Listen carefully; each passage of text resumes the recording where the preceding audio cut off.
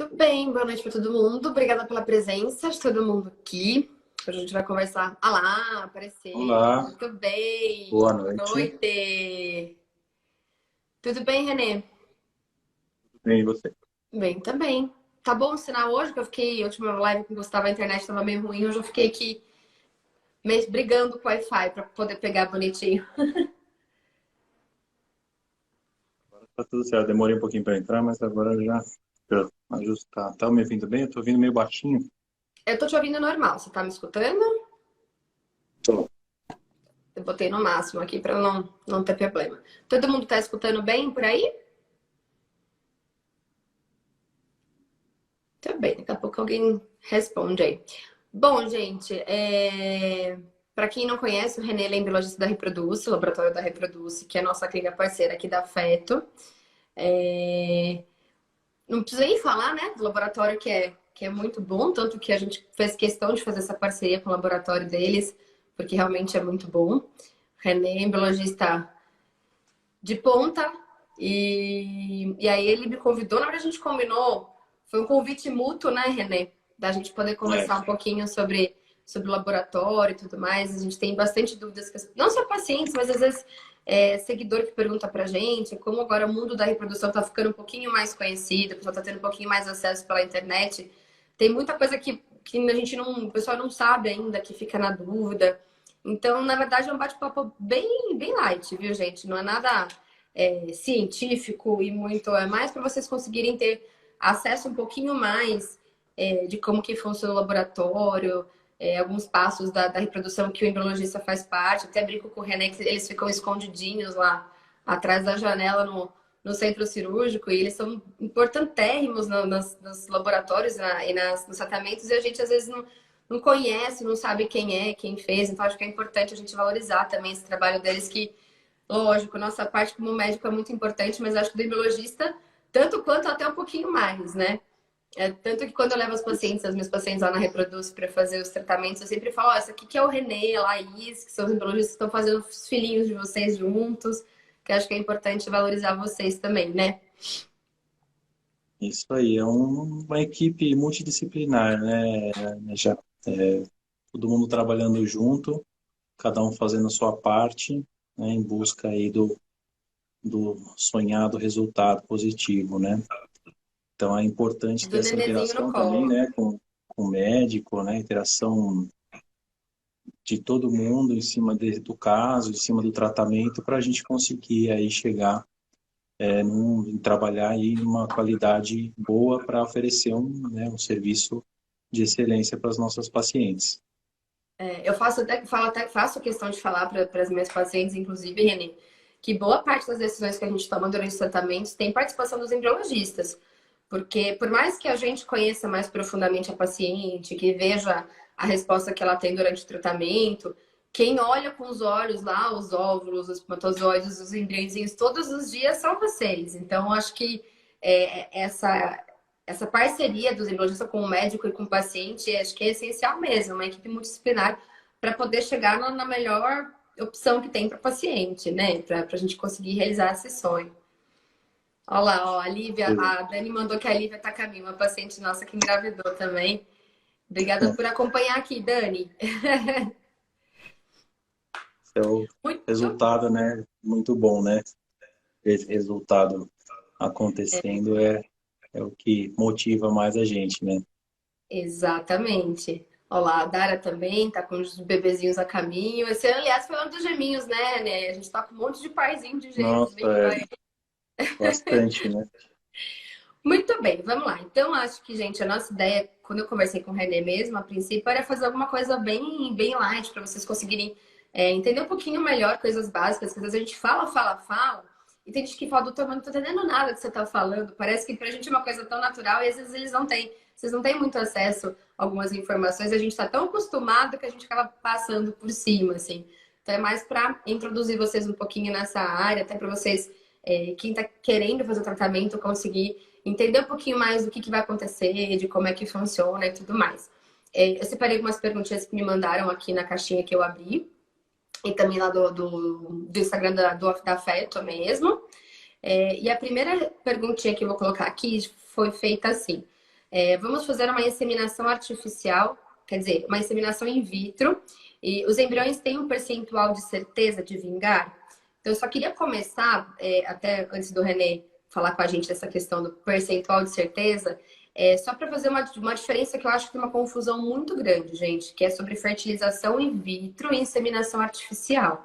São coisas completamente diferentes, tá? Então, a inseminação artificial é um tratamento bem mais simples, que a gente tem um manejo menor das coisas que tem natural, né? Da fertilização em si, da fecundação e tudo mais. Então, a inseminação, a gente faz um preparo no sêmen e coloca esse sêmen dentro do útero após fazer a indução da ovulação da mulher.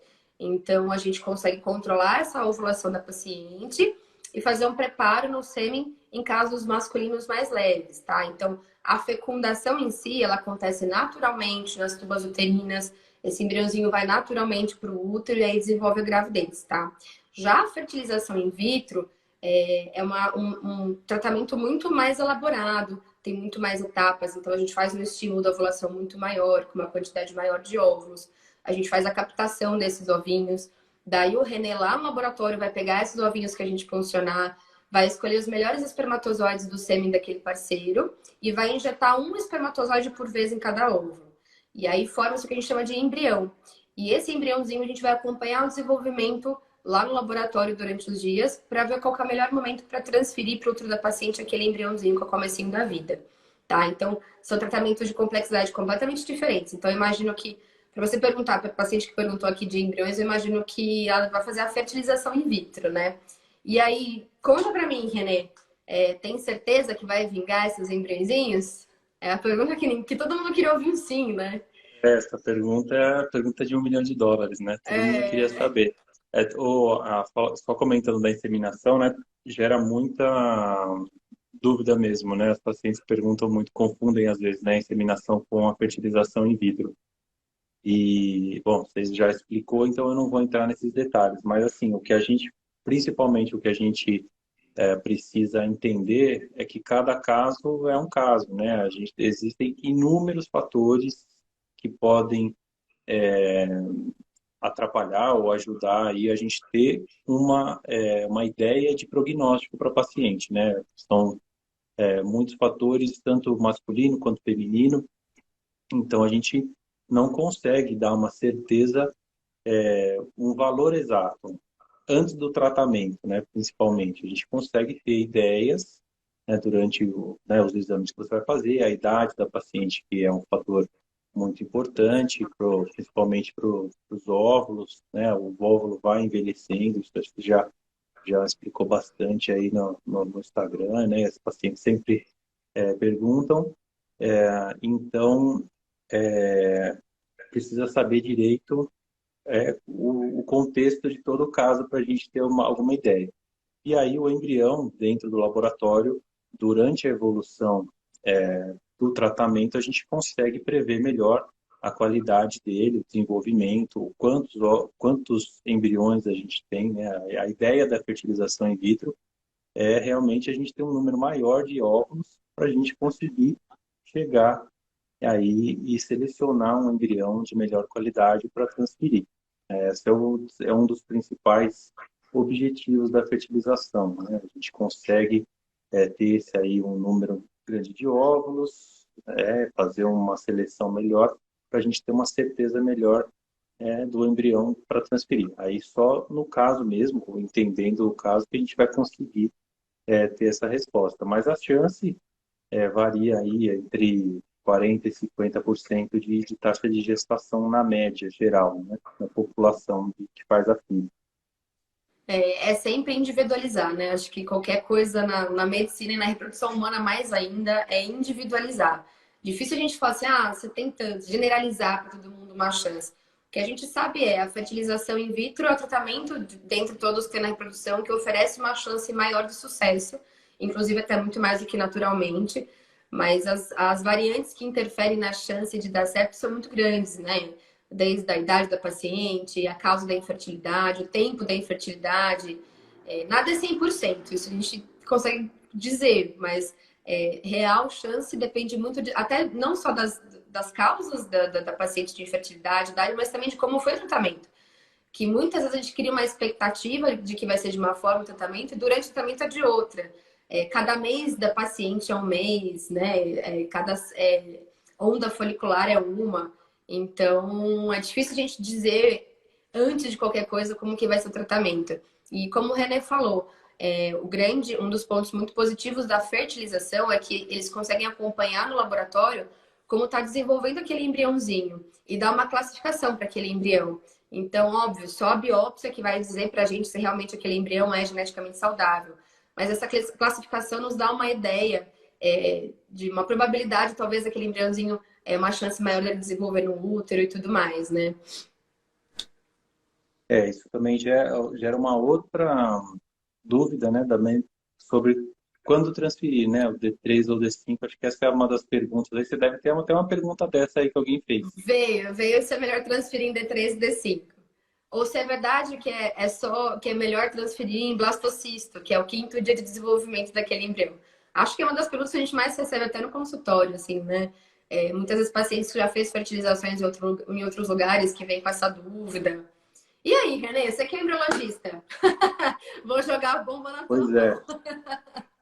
Então, assim, os estudos mostram, né, que não tem diferença na transferência entre você transferir um blastocisto e um embrião em dia 3. Você não vai ter diferenças em taxas de gestação. O que a gente vai ganhar com o blastocisto? A gente ganha a seleção. Se a gente tem um número grande de embriões e a gente leva até blastocisto, a gente vai conseguir selecionar melhor. O blastocisto é o último estágio que o embrião chega no laboratório antes de ser transferido. A transformação, que é o dia de clivagem, que a gente vê só as celulinhas redondinhas ali. Essa transformação, essa transição para o blastocisto, ele se transforma, ele se diferencia, as células se diferenciam, é uma fase muito crítica para o embrião. Então, muitos embriões param o desenvolvimento nessa fase. Então, quando você chega a blastocisto, você tem já naturalmente uma seleção melhor dos embriões. E quando você consegue selecionar a qualidade dessas células no blastocisto, também você vai ter aí uma seleção muito melhor que você teria no embrião em dia 3. Só que a gente tem que, como a gente individualiza o caso, a gente entende o contexto do caso, entende o contexto da paciente e avalia o que é melhor transferir. Se a gente não vai ter embrião para escolher no dia 5, a gente tem, por exemplo, 2 embriões, um embrião em desenvolvimento, a taxa desse embrião de gestação vai ser a mesma taxa que se a gente transferir 2 dias depois. Isso que é importante esclarecer. Então, Né? não é que o blastocisto, né, a gente vê assim todo dia, ainda mais a gente que trabalha com reprodução e segue muita gente de reprodução, a gente vê blastocisto o dia inteiro, aí fotinhos de blastocisto, pacientes querendo blastocisto. Como se fosse o único embrião bom, né? Como se o blastocisto Isso, fosse o... como se fosse aquilo que vai fazer engravidar. Então, não é bem assim. O blastocisto é um estágio avançado. Se a gente tiver blastocisto, ótimo, mas a gente vai ganhar na seleção. Se a gente não tem por que selecionar os embriões, como no caso a gente tem poucos embriões, não tem diferença a gente transferir no dia 3 ou no dia 5. Aí vão ter vários médicos aí que só transferem dia 5, que se não tiver blastocisto não transfere. Aí é uma questão mais pessoal que até, né? quase pessoal, filosófica aí de cada um, né? A conduta pessoal de cada médico que no final não vai ter tanta diferença. É uma questão da conversa e conduta médica com o paciente. Acho que é isso que é importante ressaltar, gente, que não existe certo ou errado. Existe o que aquele médico tem de hábito, o que aquele médico e aquele paciente viram durante o tratamento, como foi o tratamento. Então, o que a gente tem, como o René falou, cientificamente comprovado é que a diferença é muito pequena. Então, por isso que é sempre individualizar, mas não tem um que é certo e o que é errado, tá? Não existe uma lei. As pessoas criam muitas leis na reprodução de que tem que ser assim, tem que ser assado, e não é bem assim. Entender como que foi o tratamento, entender o que a gente tinha disponível ou não, como que foi a resposta daquela paciente, e entender que Em tese, não tem uma diferença grande, que a gente consegue selecionar melhor, no sentido de ter uma chance de ter uma qualidade melhor por ter chegado até o blastocisto, mas não que seja obrigatório, nem que seja essencial, só esse seja o caminho.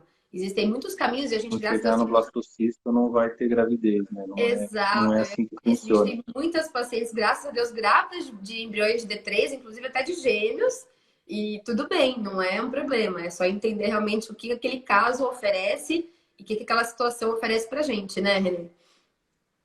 Então, Ó, desde todos os obstáculos que a gente tem na fertilização, né, desde a paciente tem fertilidade, que ela tem das causas, idade e tudo mais, a gente tem que individualizar o tratamento, não tem outra saída, né? A gente não pode nem falar, olha, deu certo nem certo com uma, certo com outra, né? É difícil nem a no 8 gente nem no usar 80. assim, a gente expandir tudo para todo mundo e generalizar.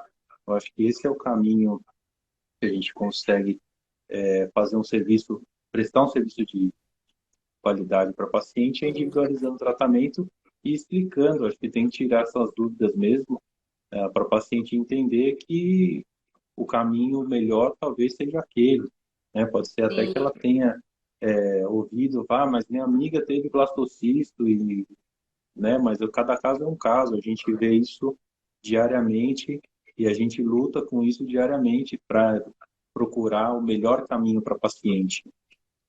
Não, e é o que eu sempre falo para os pacientes também. Na verdade, o caminho é o que o casal, junto com o embriologista e com o médico, optarem por seguir.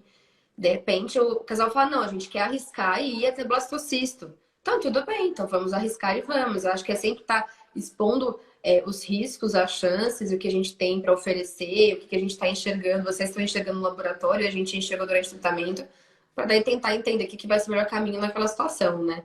Que eu falo que cada caso, cada casal é um casal e cada tratamento é um tratamento. Então, muitas vezes a gente induz o casal, o paciente, 2, 3 vezes e cada ciclo é de um jeito.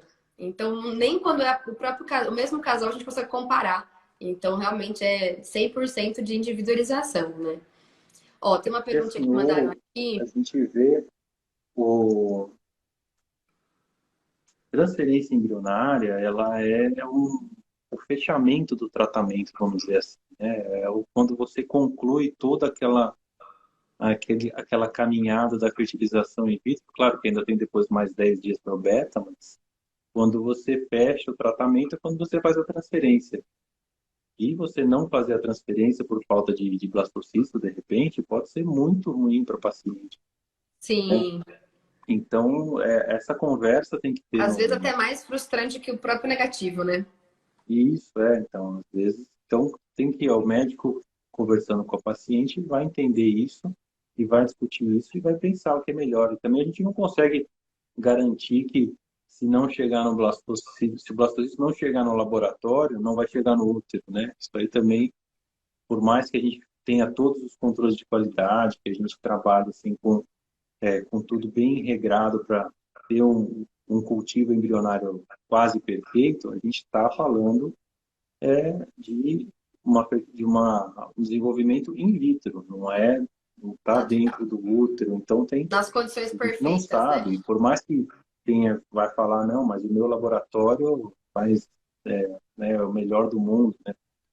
Mesmo que você ache isso, a gente não tem como garantir, porque o blastocito, o embrião está ali, ele está sofrendo um estresse fora do ambiente dele.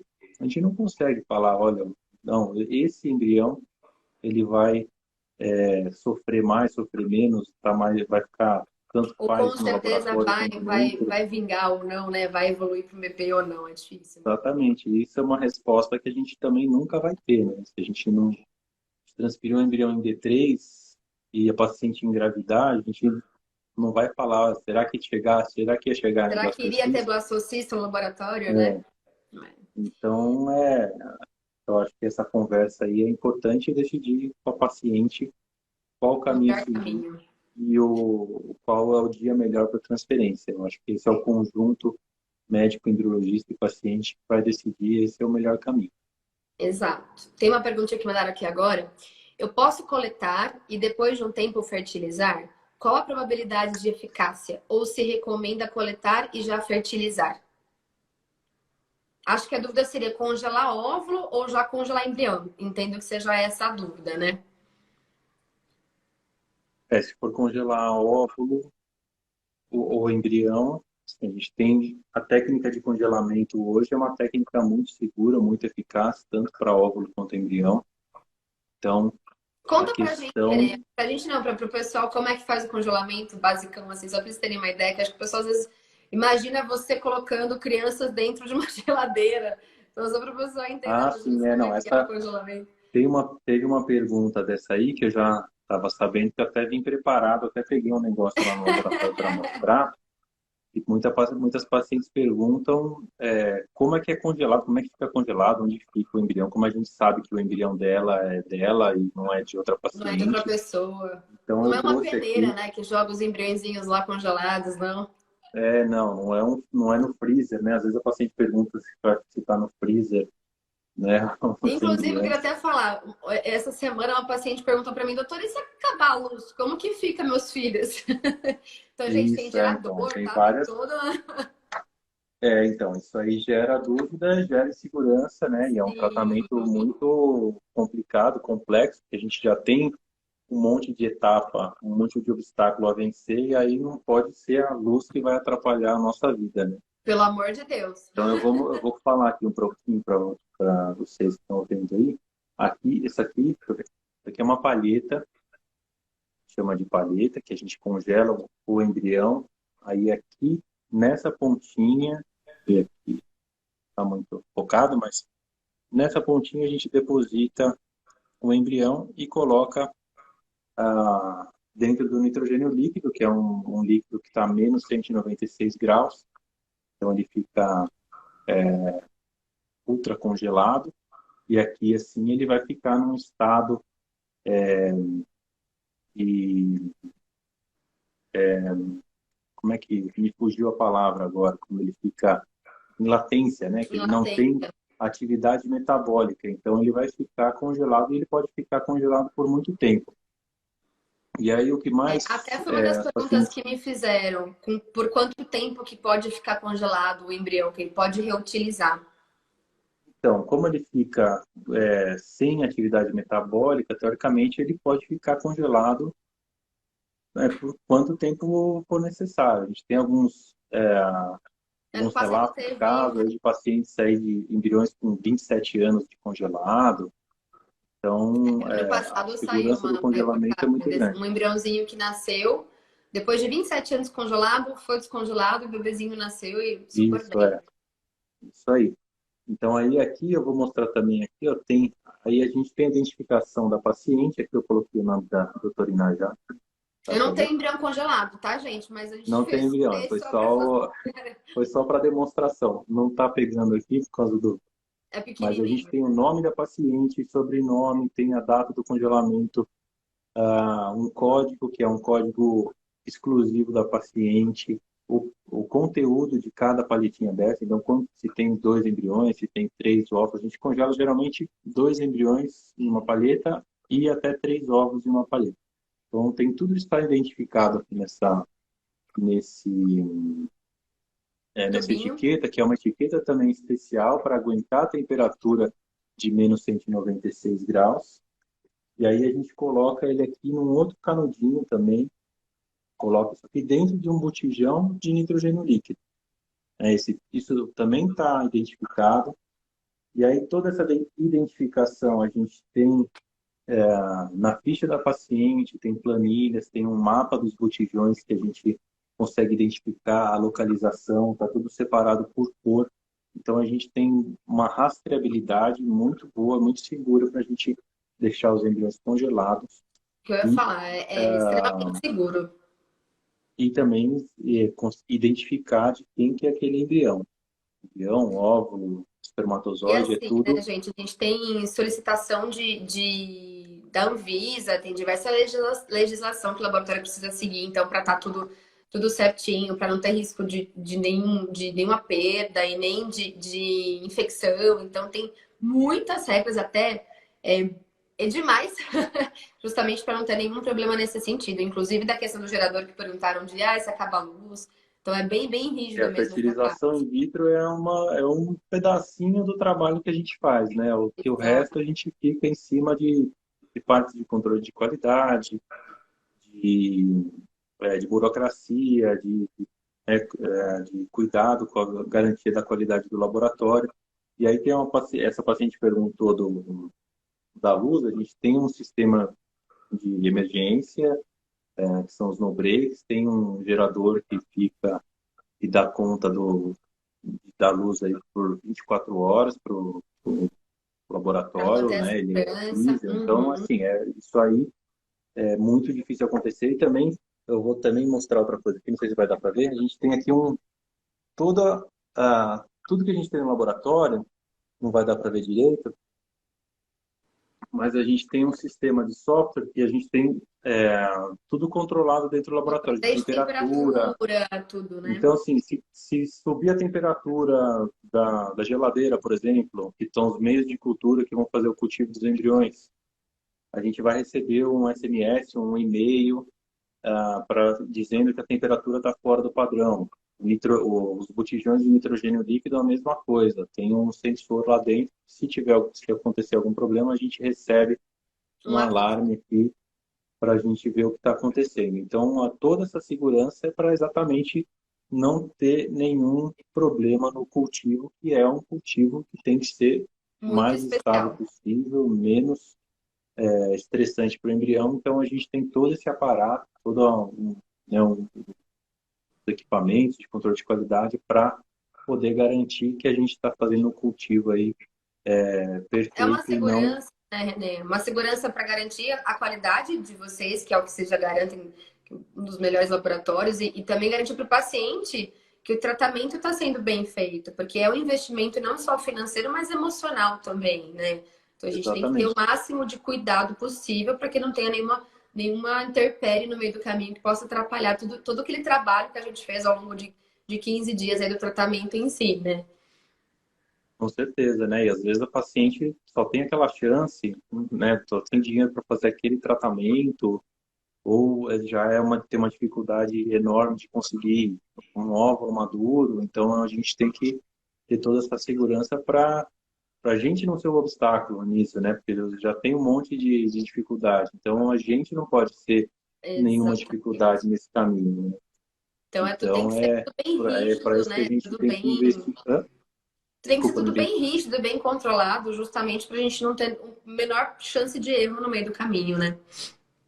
Com certeza. Agora acho que eu não respondi a pergunta Ah, é verdade, tadinha. do. Se vale a pena congelar Acabei não óvulo ou respondendo embrião a em tese, pergunta. né? O que tem mais chance. Então, o congelamento do óvulo, tanto do óvulo quanto do embrião, é seguro, né? Aí vai depender, da idade da paciente também, que a gente precisa entender a qualidade desse óvulo, né? Os pacientes mais velhas têm uma qualidade pior de óvulo, talvez o óvulo possa sofrer mais no congelamento, então talvez seja melhor congelar embrião. Então tem É, que até entender se essa o paciente caso tem para a alguma gente ver o doença. que seria melhor. E É, também tem uma outra questão: você fertilizar e congelar o embrião para usar depois, aí você também tem o risco de não poder descartar o embrião. A gente não pode descartar o embrião, então teria que pensar nessa hipótese também, né? Se você vai, de repente, engravida e não quer, ou não quer mais fazer o tratamento, aí você tem que honrar manter com os esse embrião embriões. congelado. Já o óvulo pode ser descartado a qualquer momento. É, e aí também entra essa Eu questão do custo, respondi a né, pergunta, Renê? mas também não sei se eu entendi direito. Tem a Era questão essa a do dúvida. custo que congelando o óvulo, depois você vai ter o custo de descongelar, fazer a ICS, que a gente chama, que é a injeção do espermatozoide, e aí ou transferir o embrião, ou às vezes transferir e congelar o excedente, e congelando o embrião, em tese, você só descongela e transfere. Então, em tese, fica mais barato. Então, na verdade, depende muito do caso da paciente, se ela já tem um parceiro ou uma parceira, e às vezes vai É, congelar o embrião. Ou qual que é a proposta dela? É congelar para preservar a fertilidade? Ou é só porque de repente ela não quer engravidar nesse momento, mas quer ter chance de engravidar mais para frente, com esse parceiro que ela está atualmente, então, acho que é muito variável, né? Aí a gente volta para aquela situação da individualização, É, para ver qual que é o momento e qual a melhor conduta para seguir no caso, né? Já teve acho, paciente que quis congelar óvulo porque ela falou, não sei se eu vou estar casada ainda sim, com esse sim. parceiro aí, então eu não quero ficar com o Melhor embrião garantir. aí guardado com ele. Então também Exatamente. tem esse caso também. É. O que eu acho que, na verdade, talvez tenha sido a dúvida dela é no sentido de qual que é o mais seguro ou que tem mais chance de dar certo depois. Então, acho que hoje a qualidade do processo de congelamento, tanto do óvulo do embrião, é tão boa, tão segura, que no descongelamento as chances de estar, né, de se manter aquele embrião, aquele óvulo saudável para utilizar é muito similar. Então, acho que Uhum. nesse sentido de garantia de como vai estar no descongelamento, é tranquilo. Acho que o X é entender o que você quer. Qual que é o caminho que É, você quer seguir nesse momento e talvez futuramente, né? é isso aí. Aqui ela colocou, nossa, não sei o que eu pensava, mas não imaginei que era tão micro. Gente, o embrião e o óvulo, eles são microscópicos. É que a gente vê foto na internet, a gente acha que às vezes é alguma coisa palpável, mas não é, é microscópico. Então, esse tubinho, essa paleta que eles usam para congelar é realmente É microscópico. Por que microscópio. A gente faz todo o trabalho, a gente faz, não no é, microscópio. olhando no microscópio para conseguir fazer com as ferramentas de manipulação também microscópicas, né? Pra conseguir Então, manipular para tudo. selecionar, para classificar, para fazer a injeção dos patógenos, é tudo no microscópio. O Renê fica ali, ó, e a Laís de olhinho ali só para poder, É, porque realmente não é palpável. É que a gente vê foto na internet, a gente imagina que seja uma coisa maior, né? Mas é tudo muito, muito pequenininho mesmo. Mesmo o óvulo sendo a maior célula do corpo humano, ele não é visível. É bem a olho microscópico nu é mesmo. isso aí. Olá. Com a nova legislação, como ficou o limitador de 8 embriões? Uma briga, né, Renê? Esse é outro assunto polêmico, né? Agora já tem um outro mais polêmico que entrou essa semana aí, que é o projeto de lei que vai aí atrapalhar mais ainda, né? O Aliás, gente, projeto amanhã de o lei. assunto do Instagram que eu vou falar vai ser isso. Vou só antecipar um pouquinho, mas tem um projeto de lei novo aí passando entre os deputados que querem proibir o congelamento de embriões, qualquer que seja. Então, talvez a gente tenha uma batalha bem difícil aí pela frente na reprodução e acho que isso ainda vai gerar bastante polêmica, porque para as pacientes é inviável a gente não ter opção de congelar o embrião ou não, né? Não só A gente vai ter que, financeiramente falando. pelo projeto de lei, a gente teria que trabalhar com 2 óvulos Exato, nem 8, por serão uma 2 óvulos, paciente, né? imagina. Então, antes a gente estava pensando em 8, agora está pensando até que 8 tá bom já. Que Torcendo 8 para que a que gente já estava continue discutindo 8. que não era bom, Agora, agora 8 tá legal. agora imagina Então, vocês que vão passar pelo processo de fertilização. Induzir ovulação, vocês tiveram 10 óvulos, você pode usar 2. Se esses dois virarem embriões, você tem que utilizar, porque você não pode guardar, congelar, você tem que jogar fora se você não for utilizar os dois, se você não quiser transferir os dois. Então, vai dar muito pano pra manga isso. A gente vai fazer depois uma live só disso, Renê, só pra discutir isso essa aí parte.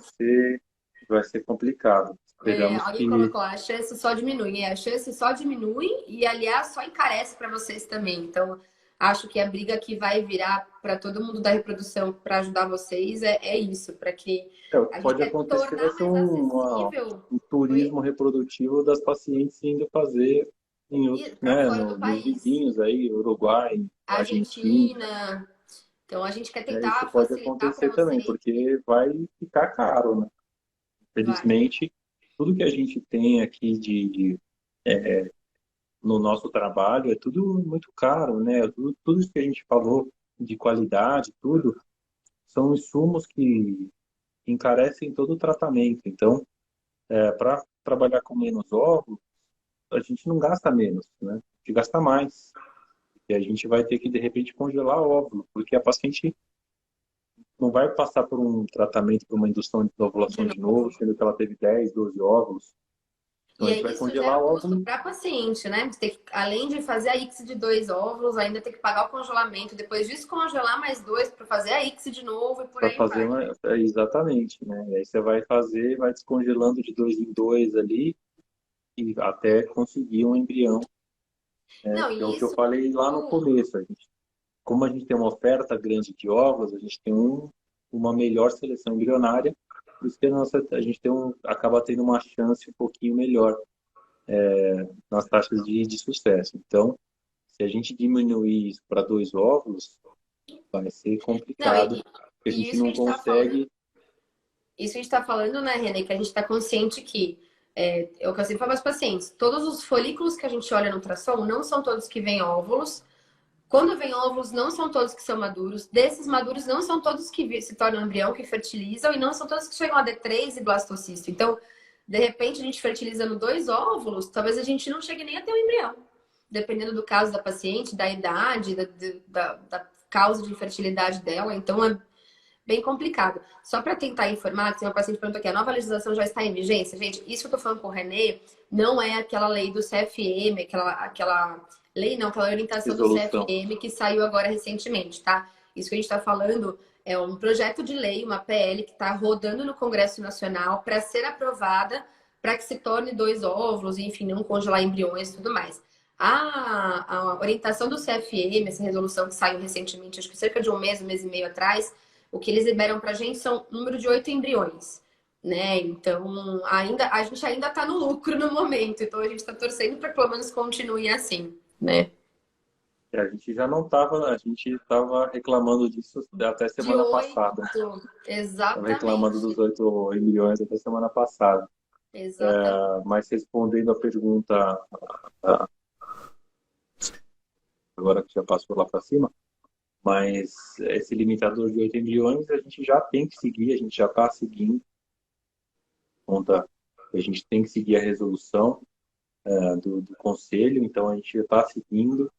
Então, claro, a gente estuda caso a caso, discute com a paciente o que fazer, se a gente vai congelar, se ela tiver um excedente de ovos, se a gente congela os ovos excedentes, né? Até a opção da paciente de jogar fora também, infelizmente, porque congelar o ovo não vai ter mais um custo. Então, a gente está seguindo com essa resolução, mas ainda discutindo aí as possibilidades com a paciente. Esperamos Mas muita que... água vai A gente rolar. estava esperando que isso fosse mudar e agora a gente já está Com medo de que piore, tendo né, os Renê? benefícios. Ó, falando nisso, uma outra pergunta que eu recebi na caixinha foi: por que que proibiram a escolha do sexo do bebê na biópsia? Então, só para avisar, gente, já teoricamente não poderia se escolher o sexo, tá? Então, teoricamente, a orientação do CFM é que não possa escolher o sexo, a não ser que aquele casal tenha uma doença genética relacionada com o sexo, aí poderia. Mas que quando a gente faz a biópsia do embrião, o laboratório que faz a análise genética, eles enviavam pra gente a análise genética dizendo se aquele embrião era saudável ou não, e com o sexo também. Então, com essa nova legislação do CFM, agora nem não sai o sexo, só sai falando se aquele embrião é saudável ou não, a não ser que aquele casal realmente tenha alguma alteração genética relacionada com o sexo que precise dessa informação, que isso seja necessário, tá? Então já não podia antes, tá bom? Mas é que Sempre agora foi, a seleção de sexo sempre foi proibida. sempre foi É, proibido é no que Brasil. isso aí acabava acontecendo essa seleção porque o paciente fazia A a análise biópsia, genética e aí na hora de escolher, falar, tem um menino e uma menina, ele escolhe a sua preferência. Então essa seleção acontecia, né, mais ou menos sem poder acontecer. Agora já não tem como não porque não tem mais sai no jeito. laudo, então não tem nem como você saber É, sobre o eu vou até embrião. explicar. Às vezes a gente recebe pergunta do tipo, mas não dá para dar um jeitinho, doutora? Então, só para vocês entenderem, gente. No laboratório lá, o René, ele faz a biópsia do embrião. Então, ele vai tirar um pedacinho ali do embriãozinho, que ele já vai explicar um pouquinho melhor essa parte para vocês. E a gente manda para um laboratório que faz a análise genética desse pedacinho que foi retirado. E aí, eles encaminham para a gente o resultado dessa análise. Então não depende nem da gente mais. Agora é o laboratório que não libera mais. Então não tem como a gente dar Nem um a gente jeitinho, porque não sabe. depende nem do embriologista e nem da gente. É É, realmente o laboratório que libera essa análise genética. exatamente. Não, nem o embriologista fica sabendo do resultado. Nem a gente Então, aqui. Então eu não posso nem tentar ajudar de alguma maneira, porque a gente não não tem acessa essa informação jeitinho. mais. Já não era para ter, né? Já era proibido. Agora, na verdade, melhorou. A minha opinião, acho que porque sempre tinha esse jeitinho que não podia ter, né? Então agora fica mais fácil de não ter nenhum jeitinho. Da gente não se complicar também, né, Renê? É, Até, inclusive, uma das perguntas também que eu recebi foi em relação à biópsia. Como podemos ter certeza que a biópsia não irá machucar o embrião? Então, aproveita o gancho, já explica como que é a biópsia e essa questão de machucar ou não o embrião, Renê. então, o embrião, quando a gente faz a biópsia, aí sim a gente leva para blastocisto, né? Porque aí a gente precisa, com blastocisto, a gente consegue retirar um número maior de células do embrião, para a gente ter um resultado mais eficaz, um resultado mais robusto da carga genética do embrião. Então a gente leva isso para o blastocisto e o blastocisto ele tem dois tipos celulares, né? Como eu falei que ele se diferencia em dois tipos celulares. Um que a gente chama de massa celular interna e o outro que a gente chama de trofoectoderma ou trofoblasto. O trofoblasto é o que vai dar origem à placenta da gravidez, né? E a massa celular interna é que vai dar origem ao embrião. Então, quando a gente tira um pedacinho, a gente tira um pedacinho do trofoectoderma, que é o Que vai virar que vai dar placenta. origem à placenta. Então, a gente não está pegando... Resumidamente, o embriãozinho ele dá uma divididinha em duas partezinhas. Uma vai virar bebê, outra vai virar placenta. Então, Isso, a exatamente. biópsia é feita nessa parte que vai virar placenta. Então, em tese, não atinge essa parte que vai virar o bebezinho. Isso. Mas, de qualquer maneira, é uma técnica que demanda aí uma expertise do embriologista, não é tão simples de fazer. Então, um laboratório que tem prática, que tem um embriologista que tem a prática em fazer a biópsia, com certeza vai ser menos danoso para o embrião. Então, esse dano já tem estudos também que mostram que não tem nenhum É seguro. efeito negativo para o embrião. Mas é claro que o embrião depende da qualidade embrionária, a evolução depois depende também da qualidade embrionária, porque a relação entre qualidade embrionária, que é o que a gente vê na morfologia, e a, o resultado genético, né, ele ser geneticamente normal, ela não necessariamente se correlaciona. Então, a gente tem embriões de qualidade ruim que são Genético euploides, né, são saudável. cromossomicamente saudáveis. E aí essa qualidade sim pode atrapalhar tanto na biópsia quanto no congelamento. O fato do embrião ter uma qualidade de celular ruim pode sim influenciar no resultado depois. Mas a biópsia em si não Muito tem segura. efeito negativo para o embrião. Então é isso, gente. Fiquem tranquilas que a biópsia, graças a Deus, hoje em dia é feita por um embriologista capacitado. Ela é segura. Pouquíssimas chances de cumprir, mínimas, na verdade, né? Chances de ter qualquer alteração no bebê. Até as pessoas me perguntam se vai nascer mal formado, alguma coisa assim. Então, não, tá? Lógico, você tem que fazer num laboratório que seja de confiança, que tenha um embriologista que seja muito bem capacitado.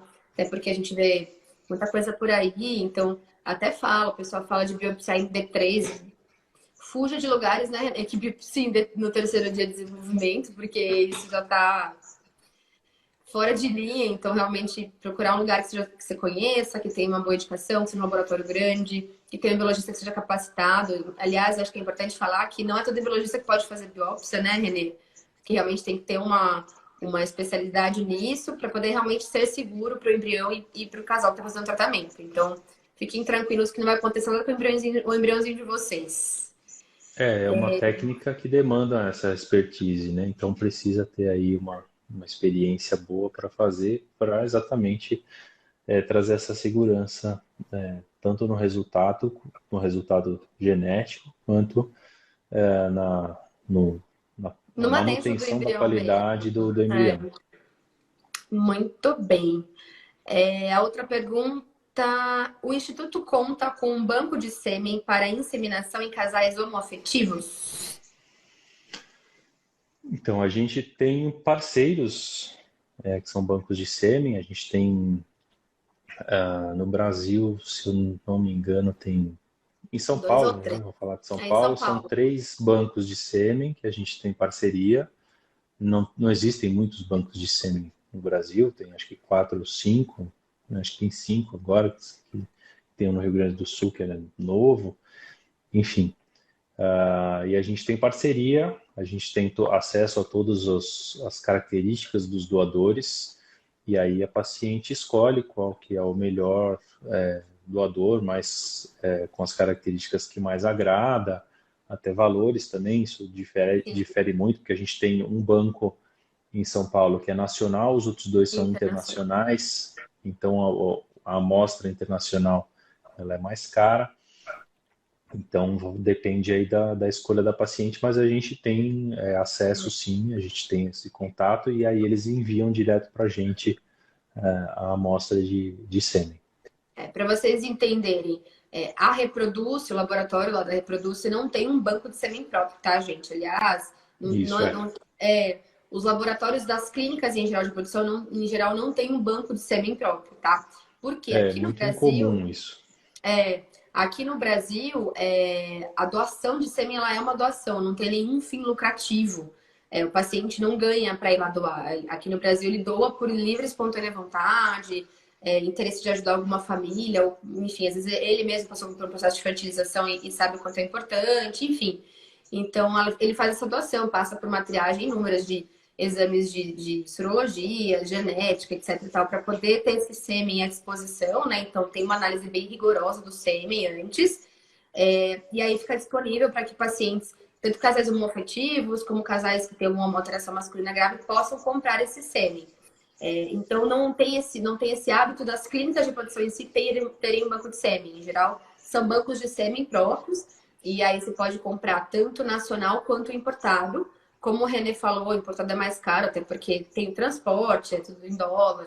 Mas, em geral, os bancos de fora têm uma gama maior de opções de sêmen. Justamente porque aqui no Brasil a doação é espontânea, não é paga. E, em geral, por exemplo, nos Estados Unidos, eles pagam para o homem fazer essa doação, né? Então, em geral, isso é uma exposição maior de características e tudo mais. Mas não que o laboratório em si tenha um banco, tá? Mas como o René falou, a gente tem parcerias com esses bancos do Brasil para ter acesso, para poder comprar o sêmen. Vocês entram às vezes no site, vocês escolhem as características, acho que é interessante falar, né? Vocês podem escolher desde cor do olho, formato do nariz, do queixo, cor do cabelo, tipo do cabelo. Vocês olham até gostos pessoais, né, do doador. Uhum. Então, hobby, onde se formou, se tem filho, se Formação, tudo. Então, sempre me perguntam, doutora, mas vale a pena comprar sêmen aqui no Brasil? A gente compra bastante, né, René? E a qualidade do sêmen aqui no Brasil é muito boa. Eu não tenho nada a queixar. Acho que não perde nada lá para os do exterior. Eu só acho realmente que a questão da quantidade de opções disponíveis aqui no Brasil é menor, justamente porque ninguém ganha para doar eu o acho que sêmen. eu acho que a quantidade mesmo de amostras disponíveis e São características disponíveis menores. nos Estados Unidos, nos bancos que vêm dos De Estados fora. Unidos são maiores, então aí acaba sendo a opção da paciente pelo custo mesmo. Não tem, não tem muito Mas não pela o qualidade que em si, né? escolher. É, Agora isso também, aí. com a nova orientação do CFM, eles permitiram que tenha a doação de gametas até parentesco de 4º grau, né? Então, acho que é importante ressaltar isso também, que é uma coisa nova. Tanto de óvulo quanto de sêmen. Então, agora não é mais tão anônimo quanto tinha que ser antes, em determinados casos, né? Agora Muito vai ser bem. parente até 4º grau, né? Que é até uma, Então uma, vai uma das mudar aí coisas algum. que tem nessa nova. Não nessa PL que a gente falou, tá, gente? Os projetos de lei, né? Nas orientações do CFM que saiu há cerca de um mês e pouquinho. Então, uma das coisas era isso. Como a gente já falou da quantidade de óvulos, falou da questão do sexo na biópsia, então tem essa questão da doação de gametas. Antigamente, até pouco tempo atrás aqui no Brasil, tinha que ser completamente anônimo, então o familiar não poderia doar. Mas agora eles liberaram até parentes de 4º grau, então primos, enfim, irmã pode doar os gametas para quem for fazer o tratamento de reprodução. Isso aí. Certo, Renezinho? Mais alguma Vamos. pergunta? Já estamos chegando a 1 hora quase.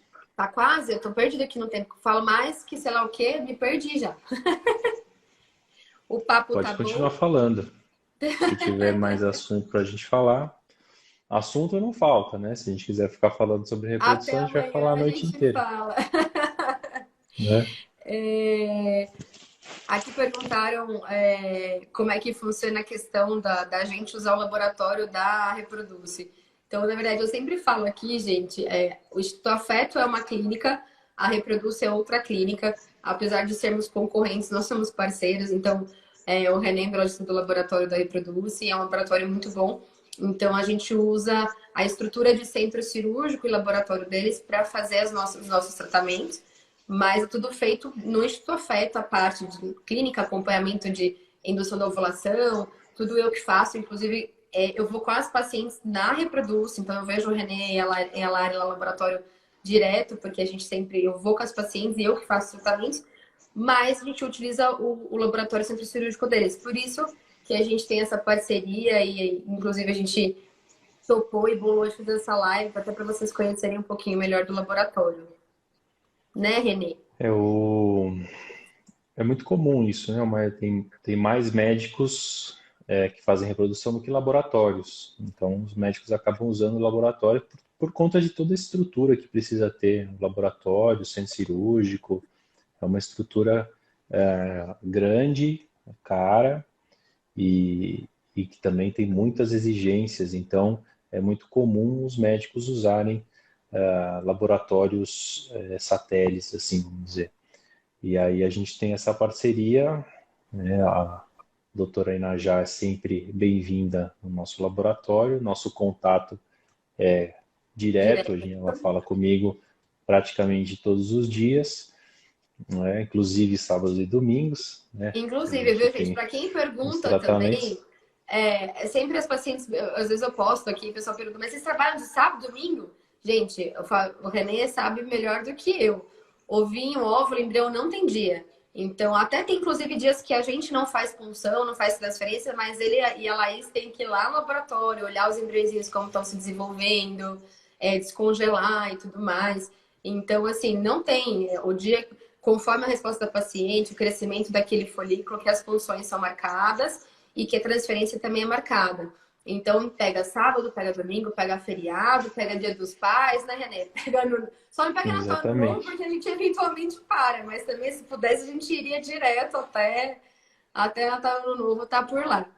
E Então, aí, assim, esse contato que é importante do exato. médico laboratório para a gente ter essa, né, essa conduta que a gente vai tomar em cada caso, a doutora Inajá. Então, é importante a gente ter esse contato, por isso que a gente tem, né, uma parceria que está indo muito bem e a gente tem um contato direto para a gente conseguir levar tudo Decidir, isso, né?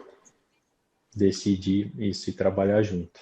Exato. É até bom a gente falar disso, René, porque como Sorocaba e região, a gente não tem um número muito grande de clínicas de reprodução, então é raro ver essa questão da gente ter clínicas e utilizar laboratórios e centros cirúrgicos de outras clínicas, mas em São Paulo isso é extremamente comum. Exatamente por essa questão. A gente tem bastante médico que faz reprodução, que faz o acompanhamento no consultório com ultrassom e utiliza laboratórios de outras clínicas maiores, porque demanda um investimento, uma estrutura muito maior para o teu laboratório, utiliza para fazer os tratamentos.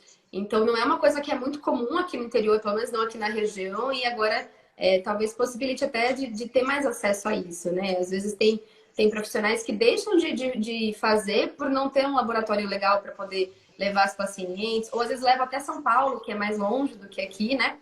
Para poder fazer. Uhum. Então, acho que é importante mostrar que isso é muito comum e que a gente tem que valorizar os laboratórios que têm uma estrutura muito boa, porque é um investimento de tempo, de dinheiro e tudo mais muito grande. Então, acho que a gente tem que valorizar, sim. E o que eu sempre falo, valorizar o embriologista. O René fica brincando comigo, que eu sempre posto os presentes que eu ganho dos pacientes e que ele fala que a Laís não ganhou nada. Então, pacientes que estão aqui, ó, mandem presentinhos pro René e pra Laís, que eles estão sofrendo, que eles não ganham. Que eles falam, ah, ninguém Exatamente, eu falo que valoriza a eu queria fazer, dar gente. um bombonzinho aí, porque ela ganha um monte de presente e a gente não ganha nem um bombonzinho, e a gente está lá junto nessa caminhada, né? Mas é brincadeira, não precisa dar presente nenhum. Não, Essa tô brincadeira que eu brincando, quero, é mas só que eu quero comer é brincadeira, mas o pode mandar. chocolate que a Inajá ganhar, eu quero comer também. Não, é que a gente queria mais, na verdade, mostrar para vocês a importância, o tamanho da importância do embriologista no tratamento de fertilização e de inseminação também, que boa parte do tratamento demanda que seja um bom embriologista, que tenha essa comunicação entre o médico que está fazendo o tratamento e o embriologista para que tenha o resultado melhor possível para o paciente, para o casal que está fazendo o tratamento. Então, temos que valorizar os nossos embriologistas aí, sem dúvida. Ó, tem uma paciente minha que falou que o Luiz é marido dela, vai mandar uma Heineken. Tá no Tá lucro, não tem, ótimo, tá né? ótimo. Já tá no lucro, já, tá ótimo. Ó, tem uma outra Mas é isso pergunta mesmo. aqui. A gente acabou, essa figura do embriologista, eu sou embriologista já, nem queria falar, mas são quase 20 anos já. Né? Você não queria Vou falar que você tá fazer, há muito tempo, né, René? eu vou fazer 18 anos já de embriologia já, então eu já estou nessa caminhada há bastante tempo. E assim, o embriologista sempre ficou ali no Atrás da escurinho, portinha, da nos janelinha do seu bastidores. A circo. gente falava muito pouco com a paciente. Até tinha médicos que proibiam que a gente falasse com o paciente, né? Médicos que eu trabalhei já no passado. E agora, de um tempo para cá, principalmente com esse monte de embriologista no Instagram e que faz, É, né, seus stories e suas danças e tudo mais, o embriologista começou a criar ser um personagem aí sim, sim, até a ao lado importância, do né? médico.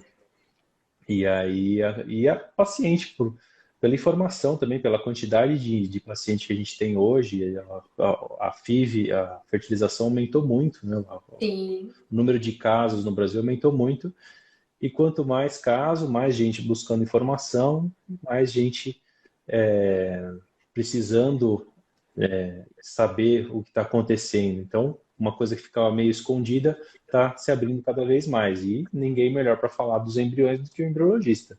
Né? exatamente. Tem Eu médicos que falo falam que muito bem dos embriões, mas essa conversa com o embriologista e o paciente tem paciente que eu sei que não gosta e não quer falar, e, né? Não é que não quer falar, que não precisa. sim, Mas, assim, os sim, pacientes que querem saber do laboratório, tem que tem procurar um esse acesso embriologista. A gente está 100%. sempre aberto, né, para explicar qualquer coisa, para tirar uma dúvida que seja.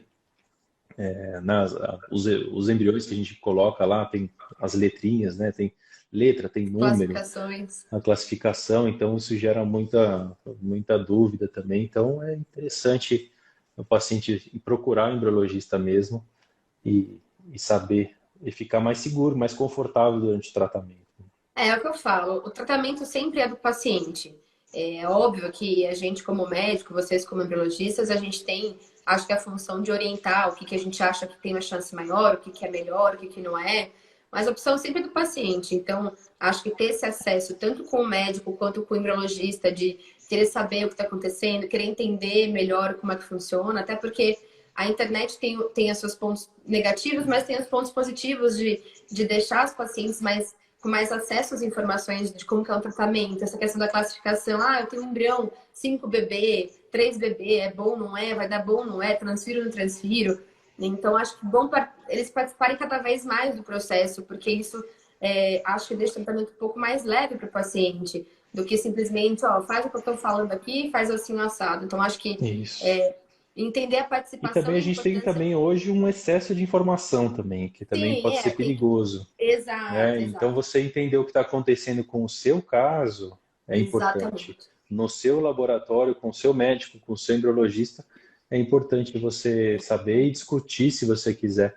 Porque, assim, a gente, do mesmo jeito que a gente tinha menos casos, a gente tinha menos informação. A informação do médico estava fechada no consultório, ó, sei lá, 10, 15 anos atrás. Aí começou a informação em site, começou a informação em blog, então começou muita informação. Hoje tem informação até em dancinha, né? Tem gente fazendo dancinha dando informação. Você não Então, cornete assim porque eu faço as minhas dancinhas também. mas é a informação que você está passando, Acho que informação né? de qualidade é o mais importante, né? A gente tentar passar informação de qualidade, para tentar desmistificar muitas coisas que se criam de marketing e tudo mais, e vocês entenderem que ter esse acesso ao médico e ao embriologista é importante, que vocês podem e devem perguntar aí atrás para poder realmente entender o que é aquele caso seu, o que é legal, o que não é, e ter segurança e qualidade na sua informação. E não se basear em informações, às vezes, que vira lenda, mito, e que a gente acaba se comparando, né, de outros casos e tudo mais.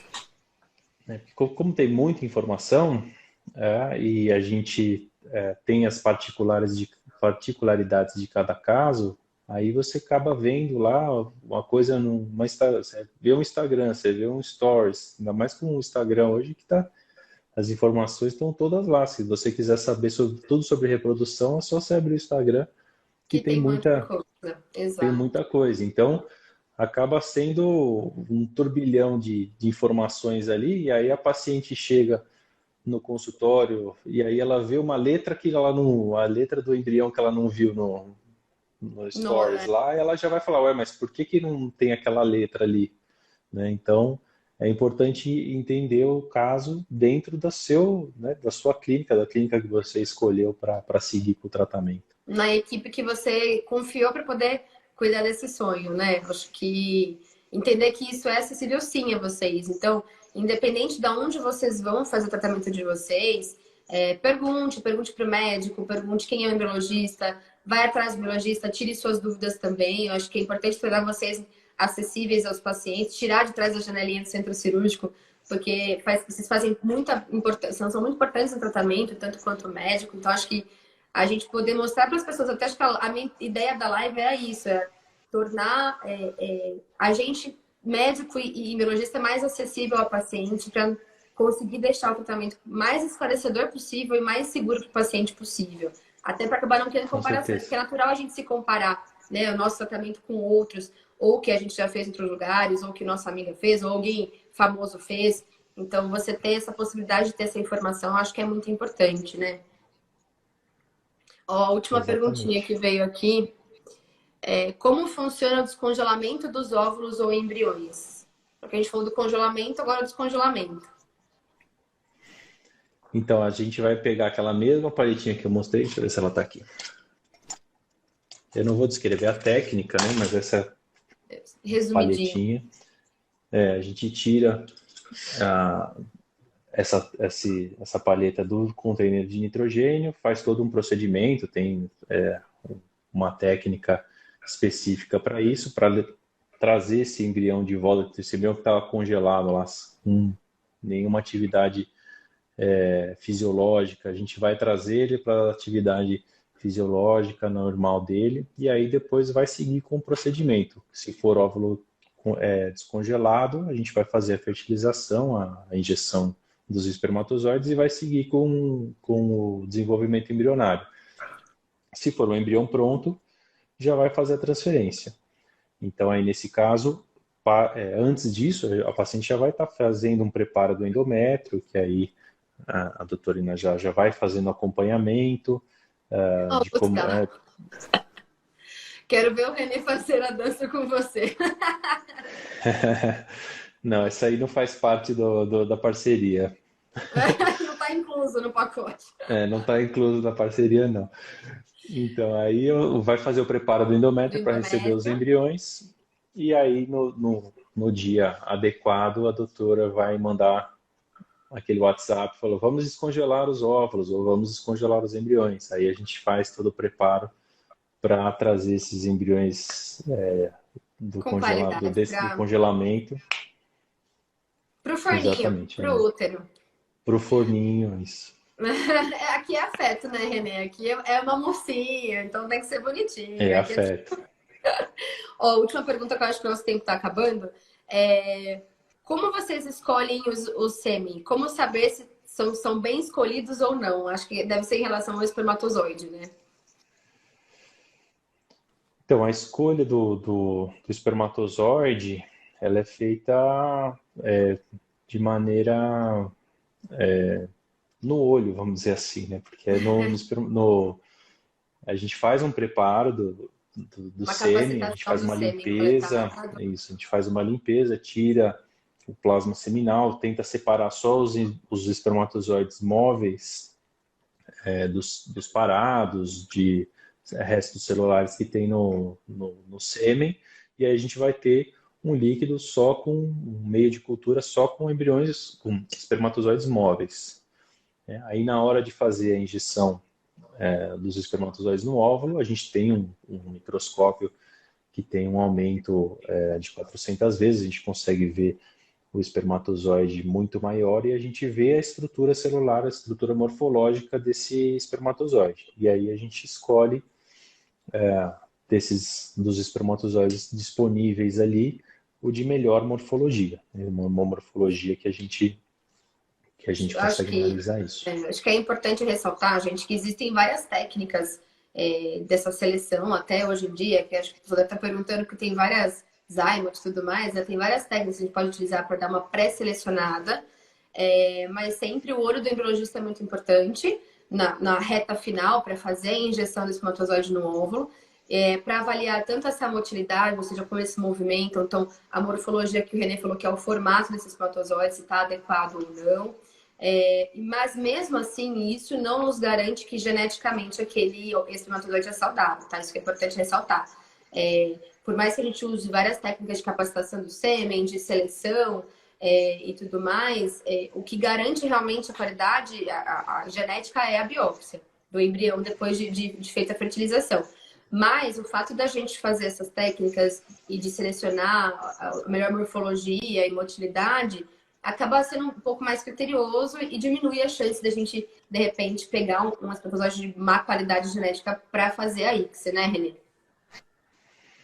É isso mesmo. A gente tem, a gente só tem algumas técnicas que a gente utiliza que são para cada tipo de sêmen. Então, a gente tem sêmen de pior qualidade, a gente tem que usar uma técnica específica, mas no fim das contas, quando a gente senta ali para fazer a injeção no óvulo, é que a gente vai decidir o que você falou, pela motilidade, ele vai, né, ele está nadando bem e a morfologia, o formato dele é o que vai contar mais ali nessa hora.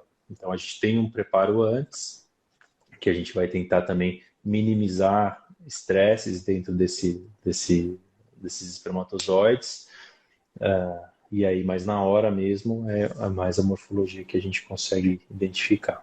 E só falando, gente, que isso a gente está falando em específico para fertilização in vitro, tá? Quando a gente fala da inseminação, não tem uma seleção tão específica do sêmen. A gente, na verdade, faz uma capacitação para poder fazer essa inseminação intraútero, mas a gente não faz essa seleção de espermatozoides, né, René? É uma coisa mais geral.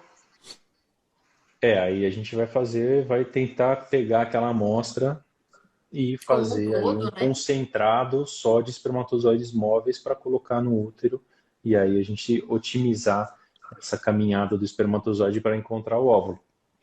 O que a gente faz antes é a análise seminal, que é o espermograma. Então a gente faz essa análise prévia para saber se aquele sêmen vai ter uma qualidade boa para a gente fazer, para seguir para uma inseminação ou um coito programado ou a fertilização in vitro. Então, essa análise prévia também é importante para direcionar a gente para onde a gente tem que ir. Então, às vezes, também tem o teste de fragmentação de DNA, de espermatozoide que pode ser feito.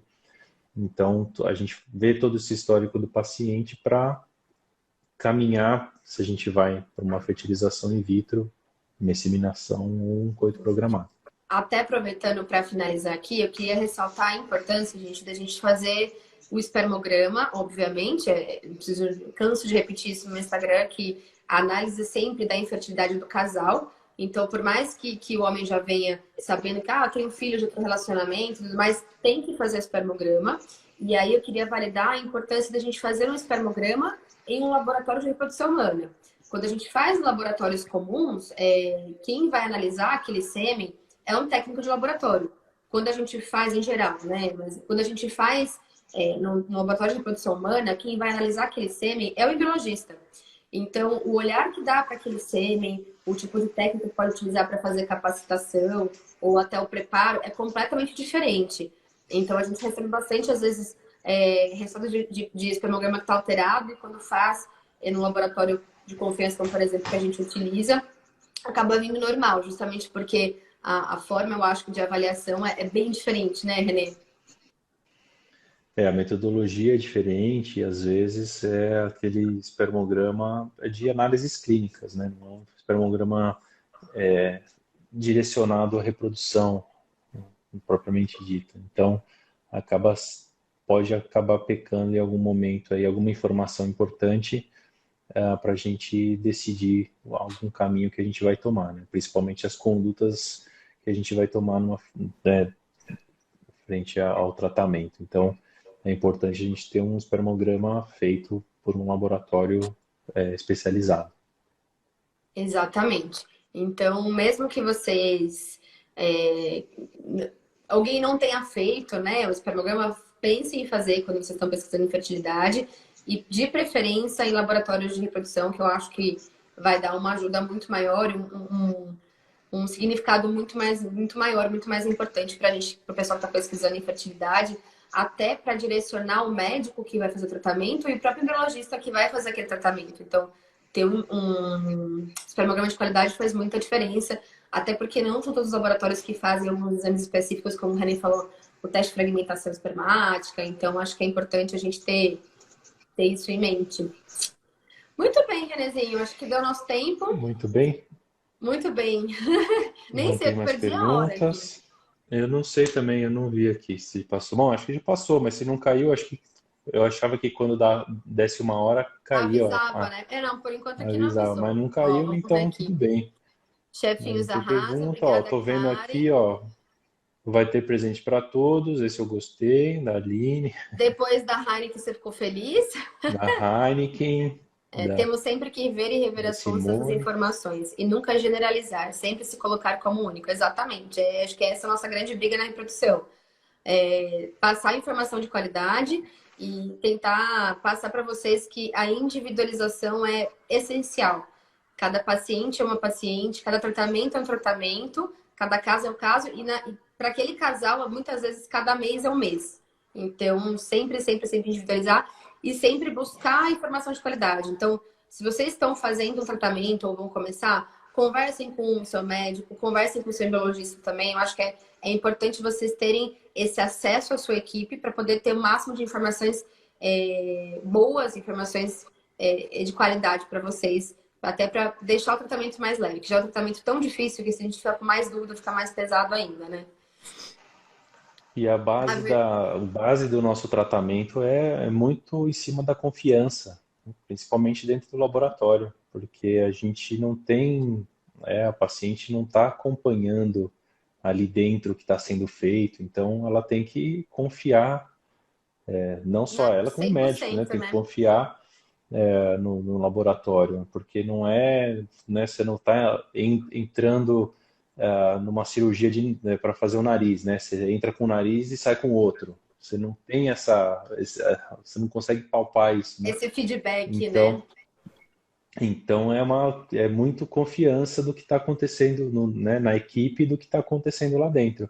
Então, quanto mais informação e conhecimento você tiver da equipe, mais segurança e tranquilidade vai ter para passar por essa jornada, né, que é a famosa jornada das tentantes, que é um caminho complicado. Complicado. Cansativo, E a mas gente que a gente... tá para ajudar, né?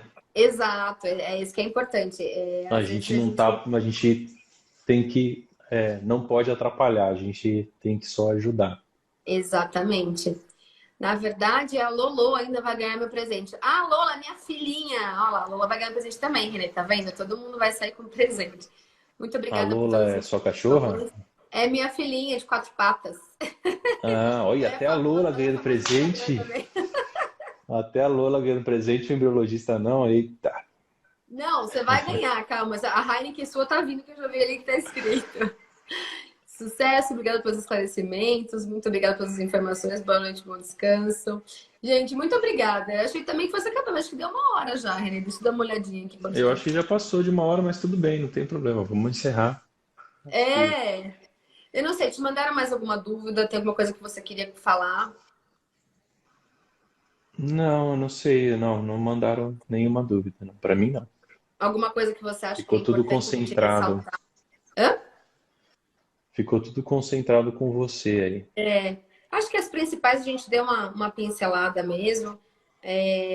Mas tem alguma coisa que você acha que você gostaria de ressaltar em questão de você como embriologista ou do laboratório que você acha que é importante talvez a gente não tenha citado aqui para o pessoal ter acesso? Não, eu acho que a ideia era fazer uma live meio geralzona mesmo, né? Mais para a gente se apresentar, vamos dizer assim, que a gente nunca tinha feito uma live junto.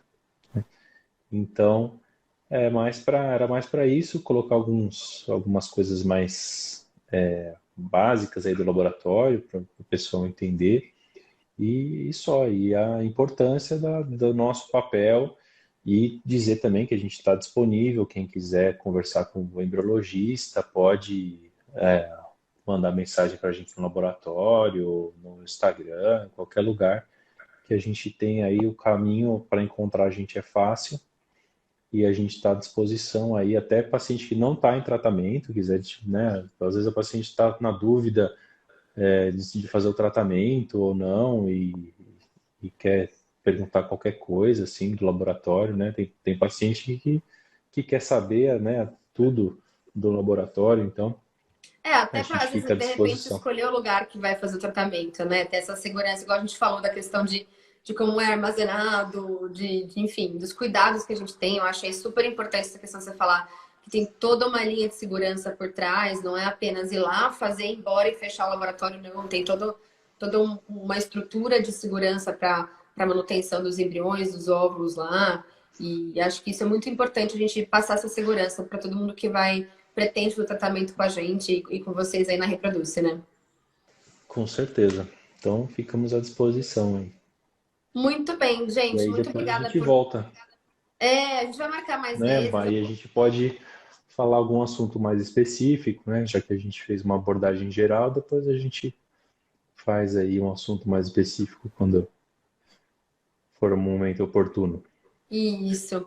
Acho que a ideia nossa mesmo, quando eu conversei com o Renê, era de fazer uma geralzona mais, até porque eu acho que a gente vai aprofunda muito e às vezes as dúvidas são bem simples, né? Igual você trouxe a paleta para mostrar como que é armazenado, é porque as pessoas não entram no laboratório, né? Então, eu falo assim, ficam escondidinhas ali atrás da janelinha porque não tem acesso a entender como que funciona e tudo mais. Então, acho que era mais para o pessoal ter esse primeiro contato com um pouco do laboratório, um pouco do que faz o embriologista, qual que é a função dentro do tratamento, a importância e tudo mais. E aí a gente vai se encontrar ainda muitas vezes por aqui para poder conversar cada vez mais e a gente volta ainda para conversar dessa PL, desse projeto de lei que está saindo aí, que eu acho que ainda vai dar Pois muito o é. que falar. Isso aí vai ser. Aí a gente volta a fazer uma live mais triste se isso aí passar. Não, se Deus quiser, não vai ser uma live triste, vai ser uma live comemorativa, que deu tudo certo, pelo amor de Deus. Renê, muito Então obrigada tá por certo. disponibilizar seu tempo para ficar um pouquinho aqui com a gente. A gente sabe o quanto que é corrido. Então, muito obrigada mesmo pela participação, por ter topado Eu que agradeço. Não esqueça encarar de esse. deixar a live gravada aí. Oi?